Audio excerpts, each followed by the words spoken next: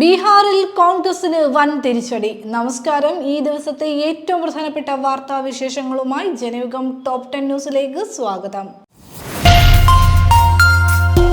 പീഡനക്കേസിൽ അറസ്റ്റിലായ രാഹുൽ മാങ്കൂട്ടത്തിൽ MLA വൈദ്യപരിശോധനയ്ക്ക് എത്തിച്ചു. വലിയ പോലീസ് സന്നാഹമൊരുക്കി പത്തനംതിട്ട ജനറൽ ആശുപത്രിയിലാണ് രാഹുലിനെ എത്തിച്ചത്. കോടതി അനുവദിച്ചിരുന്ന 3 ദിവസത്തെ കസ്റ്റഡി കാലാവധി ഇന്ന് അവസാനിക്കും. ഇന്ന് ഉച്ചയോടെ രാഹുലിനെ കോടതിയിൽ ഹാജരാക്കും. തിരുവല്ല കോടതിയുടെ ചുമതലയുള്ള പത്തനംതിട്ട മജിസ്ട്രേറ്റിന്റെ വസതിയിലാവും എത്തിക്കുക. വിജയുടെ അവസാന ചിത്രം ജനനായകന്റെ സെൻസർ സർട്ടിഫിക്കറ്റ് വിഷയത്തിലെ മദ്രാസ് ഹൈക്കോടതി ഡിവിഷൻ ബെഞ്ച് ഉത്തരവിനെതിരെ നൽകിയ ഹർജി തള്ളി സുപ്രീം കോടതി. മദ്രാസ് ഹൈക്കോടതിയെ സമീപിക്കാൻ സുപ്രീം കോടതി നിർദ്ദേശിച്ചു. നിർമ്മാതാക്കളായ KVN പ്രൊഡക്ഷൻസ് ആണ് ഹർജി ഫയൽ ചെയ്തത്. ബീഹാറിൽ കോൺഗ്രസിന് വൻ തിരിച്ചടി. ആകെ ഉണ്ടായിരുന്ന 6 MLA-മാരും കോൺഗ്രസ് വിട്ട് JDU-വിന്റെ ഭാഗമാകുന്നു. ഇവർ ബീഹാർ മുഖ്യമന്ത്രി നിതീഷ് കുമാറുമായി ചർച്ച നടത്തിയതായിട്ടാണ് പുറത്തുവരുന്ന വാർത്തകൾ. 6 MLA-മാർ NDA പക്ഷത്തേക്കെത്തിയാൽ ബീഹാർ നിയമസഭയിൽ കോൺഗ്രസ് പ്രാതിനിധ്യം 0 സ്വർണ്ണവിലയിൽ ഇന്ന് നേരിയ ഇടിവ്. ഇന്ന് രാവിലെ സ്വർണ്ണവിലയിൽ 1 പവന് 600 രൂപയുടെ ഇടിവുണ്ടായി. 1,05,000 രൂപയായി. ഇന്നലെ 1 പവൻ സ്വർണത്തിന് 1,05,600 രൂപയായിരുന്നു വില.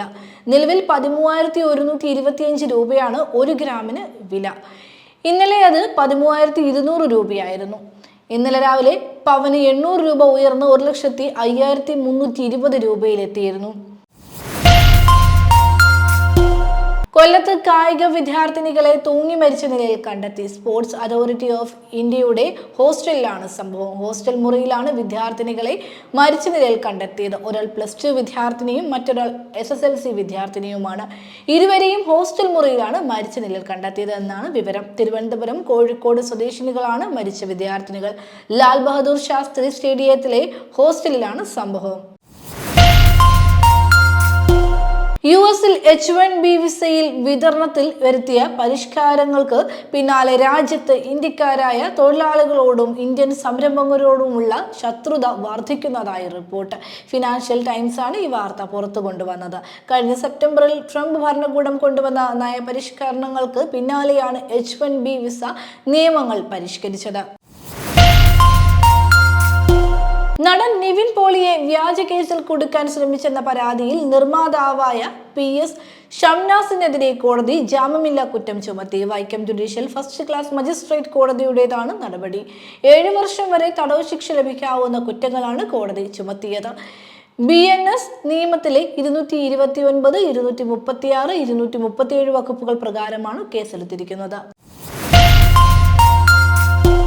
ദേശീയപാതയിലെ കുമ്പള ടോൾ പ്ലാസയിൽ ടോൾ പിരിക്കുന്നതിനെതിരെ സമരം നടത്തുന്ന മഞ്ചേശ്വരം MLA AKM അഷ്റഫിനെ ഉൾപ്പെടെയുള്ള സമരക്കാരെ പോലീസ് അറസ്റ്റ് ചെയ്ത് നീക്കി. കുമ്പള ടോൾ പ്ലാസയ്ക്ക് സമീപം സമരം നടത്തുകയായിരുന്ന MLA ഉൾപ്പെടെയുള്ളവരെയാണ് ഇന്ന് രാവിലെ 11 മണിയോടെ DYSP സുനിൽകുമാറിന്റെ നേതൃത്വത്തിലുള്ള പോലീസ് സംഘം അറസ്റ്റ് ചെയ്തത്. MLA-യെ കാസർഗോഡ് AR ക്യാമ്പിലേക്കും മറ്റുള്ളവരെ കുമ്പള പോലീസ് സ്റ്റേഷനിലേക്കും മാറ്റി.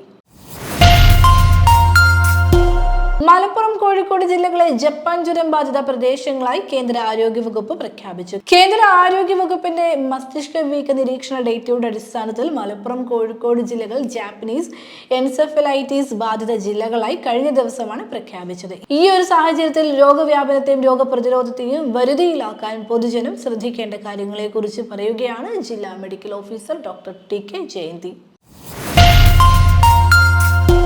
US-ഉം ഇറാനും തമ്മിലുള്ള സംഘർഷം രൂക്ഷമായി തുടരുന്നതിനിടെ ഇറാൻ തങ്ങളുടെ വ്യോമപാത അടച്ചു. ഇന്ത്യയിൽ നിന്നുള്ള വിമാന സർവീസുകളെ ഇത് കാര്യമായി ബാധിച്ചിട്ടുണ്ട്. എയർ ഇന്ത്യ, ഇൻഡിഗോ തുടങ്ങിയ പ്രമുഖ വിമാന കമ്പനികൾ തങ്ങളുടെ സർവീസുകളിൽ മാറ്റം വരുത്താൻ നിർബന്ധിതരായി. ഇറാൻ വ്യോമപാത ഒഴിവാക്കി വിമാനങ്ങൾ പറത്തേണ്ടി വരുന്നത് യാത്രയുടെ ദൈർഘ്യം വർദ്ധിപ്പിക്കും. ജനയുഗം ടോപ്പ് 10 ന്യൂസിലൂടെ വീണ്ടും കാണാം. കൂടുതൽ വാർത്തകൾക്കും വിശേഷങ്ങൾക്കുമായി ജനയുഗം വെബ്സൈറ്റ്, YouTube ചാനൽ എന്നിവ സന്ദർശിക്കുക.